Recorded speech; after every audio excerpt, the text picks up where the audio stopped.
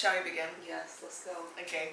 Well, hi everyone. Why are you laughing? I'm so sorry, I was not expecting that. I'm not laughing at you, I just was like, what's happening? Because I guess the people what they want. I just wasn't expecting it. The people, by people we mean like my mom. Hi guys, my name's Julia and this is my new show called Your Favorite Gyopo. It's really not that serious. I have my friend Sarin with me. Basically this like podcast YouTube show thing is really like just for my mum because she'll be watching. Also that we just wanted to kind of like cover different topics about like the Gyopo life in Korea because we both recently moved. I moved about almost a year ago now, but I'll be rotating and having some different friends on the show. Chatting through life in Korea, different culture shocks, fun things, just like girl chat. Today's topic. Let me just open my book. I also, to preface, think I'm so funny, and I'm glad that I found some niche friends that also think I'm funny. So if I'm laughing at myself, you know why. So, where shall we begin? Maybe we could talk about I got a list of things, but I'm like, whatever. Maybe actually, it would be good to start with like a little bit of an intro into like how you came here. Not like by plane or like by boat, but as in like specific areas. Yeah, like how you ended up back in Korea in like your adult life. Obviously feel free to share as much or as little as you want. Well, as you said, I came about a year ago now. Decibel? Hi. Decibel, 25%. So I've been here for about a year now. Prior to that though, I was here for a few months in 2018, and then prior to that, so when I was 14, my parents moved me back to Korea. So I was here for about 4 or 5 years then as well. So kind of like a returning Gyopo.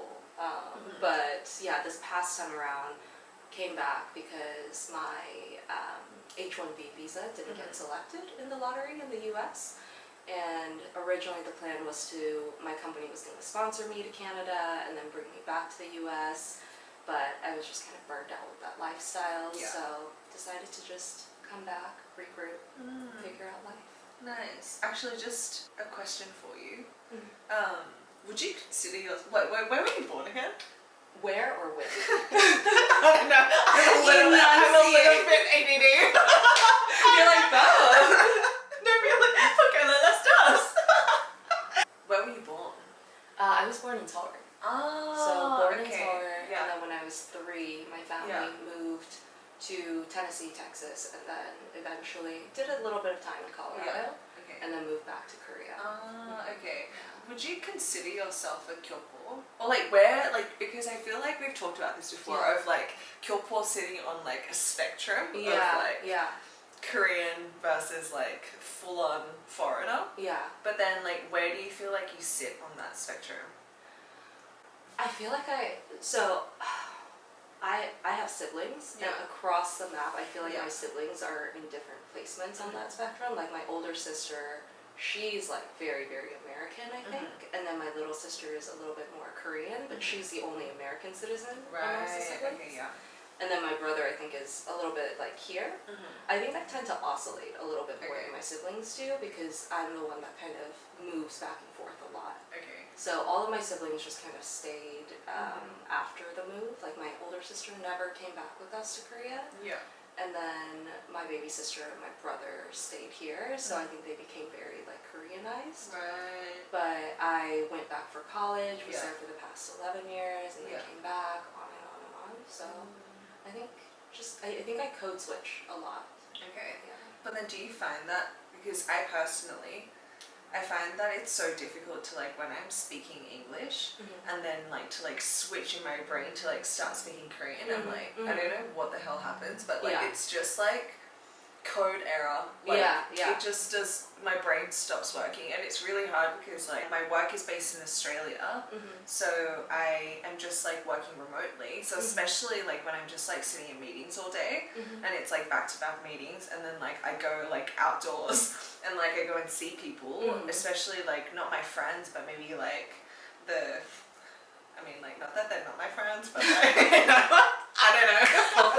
watching this? I don't know. Are they my mom? No, so they won't be watching. But like, if I, for example, like went to the gym and there's like, it's really mostly only like Korean people there. Yeah.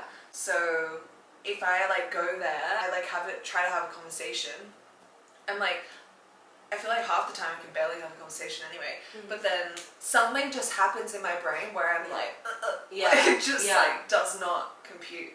I think it takes a minute. I think it's definitely like a muscle that you have to keep working, you know? And if you're sitting all day like in meetings, talking in English, like you don't really have that opportunity to work that muscle. Yeah.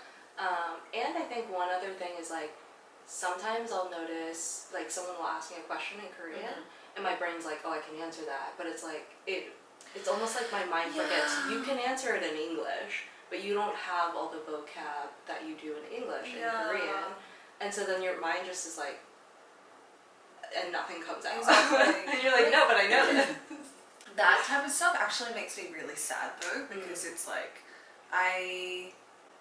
and like we've talked about this so many times before, like definitely I don't feel like I can like represent myself at like 100% of like who I am, because I can't like articulate that, or like I can't articulate the parts of me, or like my thought process, or like whatever I like want to say in Korean. So I feel like there are so many times, especially kind of like situations where I'm not really that comfortable with like whoever I'm like chatting with, or like if it's in like a group setting, there are only like Korean people there, then I feel like I hesitate so much to say something. So then like I literally just like sit there in silence unless there's like a moment where like I feel like it's kind of appropriate to like say something, or like I find like the right timing. Yeah. But then like obviously when I'm speaking in English, I'm like so like funny and so charming. But then it's just when I'm speaking Korean, I just like feel like I'm like then reduced to like a child. And then I feel, do you know what? I feel sorry for me, sure, but I feel sorry for everyone else who does not get to experience me. Because, do you know what? I'm Salad. so great. Do I need to be here for the rest of this?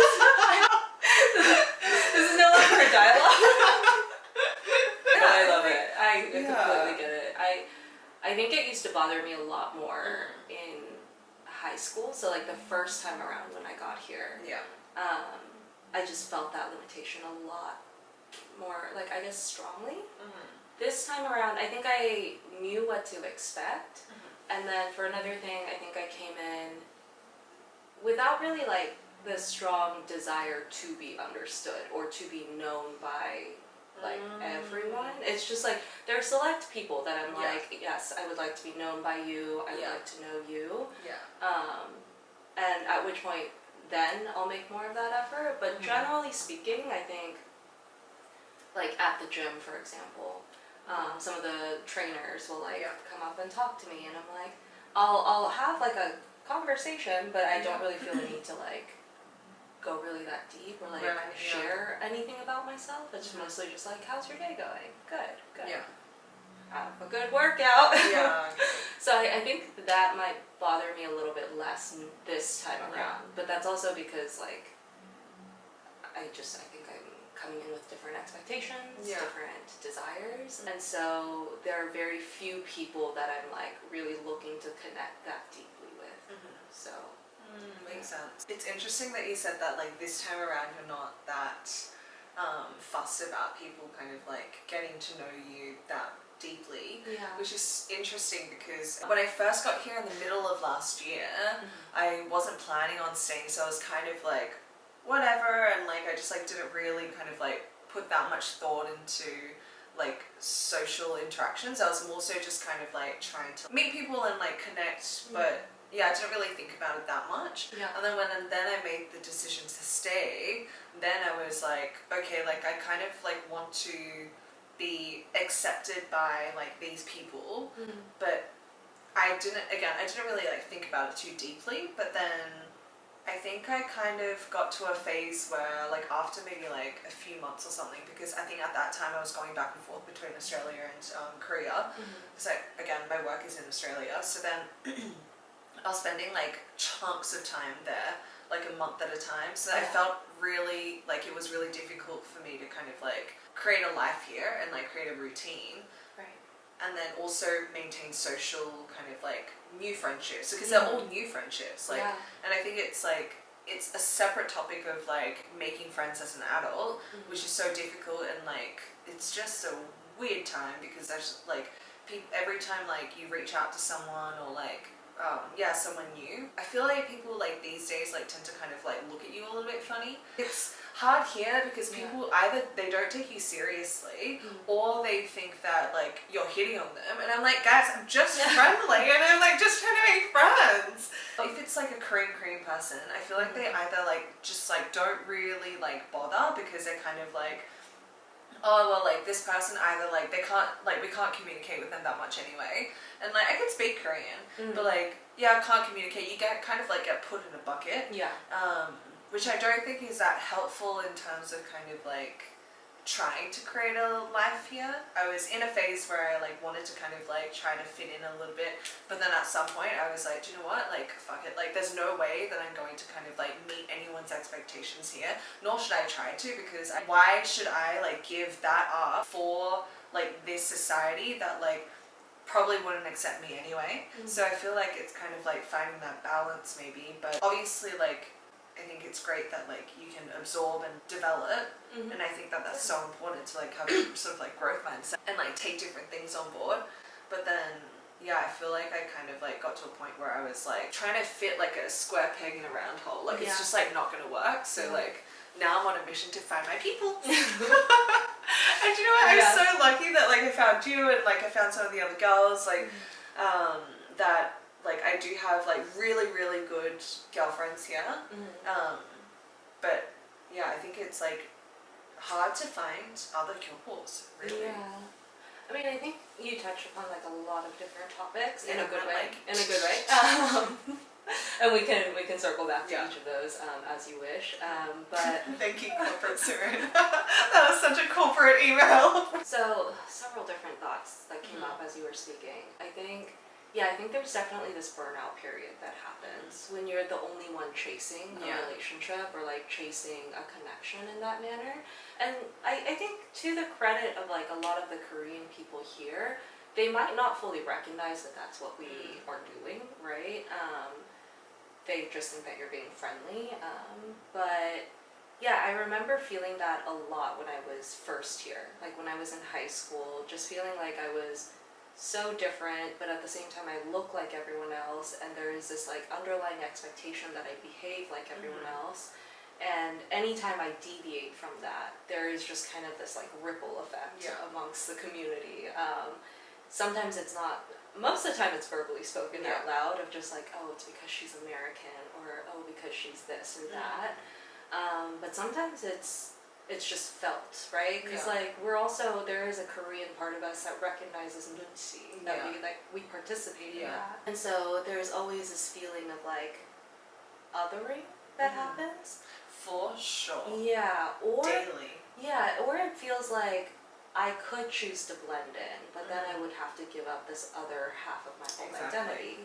And is that really belonging? Is that really finding my community or my people, or if I'm expected to be half of myself or whatever fraction of myself? I think when I was younger, there was kind of like a little bit of a resentment of that, of just like, why is no one attempting to meet me in the middle, right? Like, why does everyone just expect me to come over to their side of the bridge versus like meeting me in the middle or whatever that looks like, somewhere on the bridge, and trying to create something with me.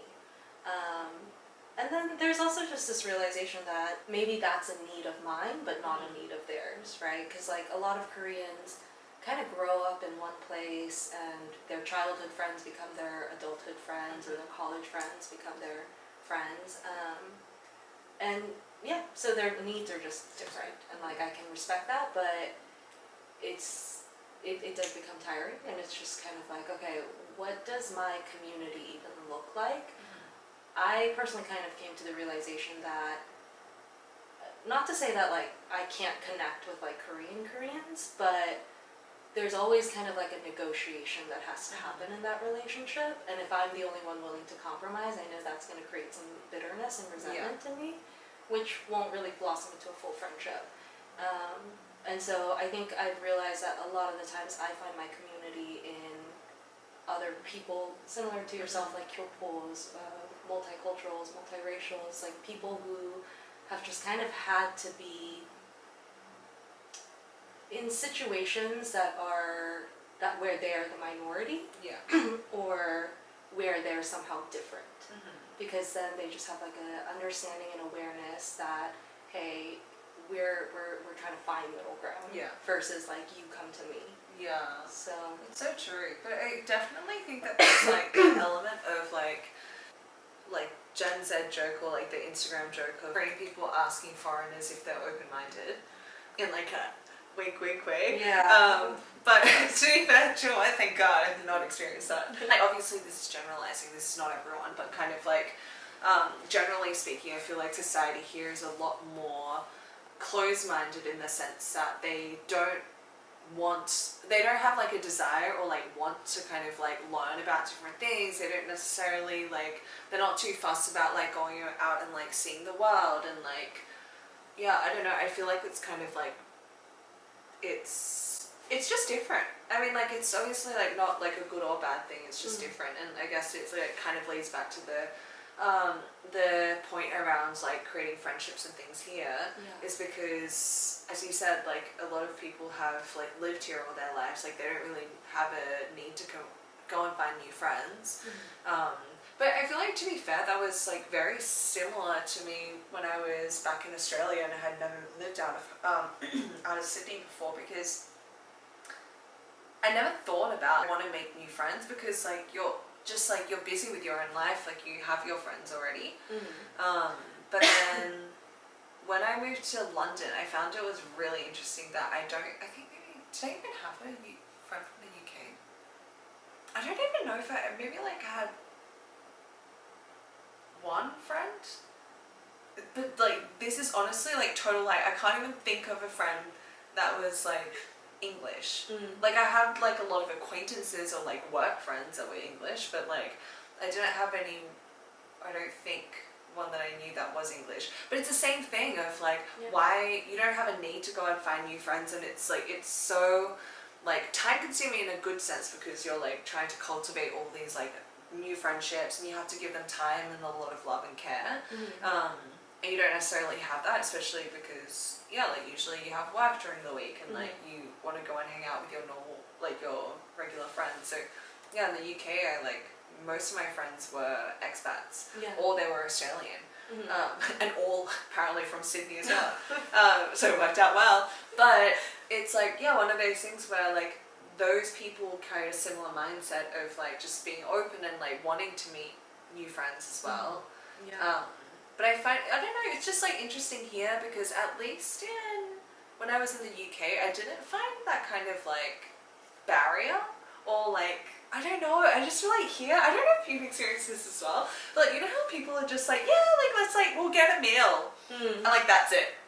But then like, if like I'm saying to someone like, oh hey, let's go and get a coffee, like I don't like just like say things like out of the blue. I don't know, like when I say like, oh like, do you want to go grab a coffee, it kind of like, I mean like, so like let's like set a date and time and like let's go. But I feel like here in Korea, people are just very much like, they just like say things on a whim, and it's conversation filler sort of thing, and like that I find confusing. Maybe, I don't know if I've experienced that quite yet. So recap, we were sitting here, it was daylight, camera switched off, then we moved here and it was nighttime. After dinner, started chatting, don't know when, camera switched off. Now we have froyo. And we're going to wrap up the conversation. Don't know where we got to, however, 2 sentences, how would you wrap up kind of like your experience being here, having moved here again as a Gyopo, and like and like, I don't know, just like how do you feel? How do you feel? Yeah, I think I expected this time around to be. I came into Korea very reluctantly, as you know. Like, I just have a lot of baggage here, and I have a lot of history here.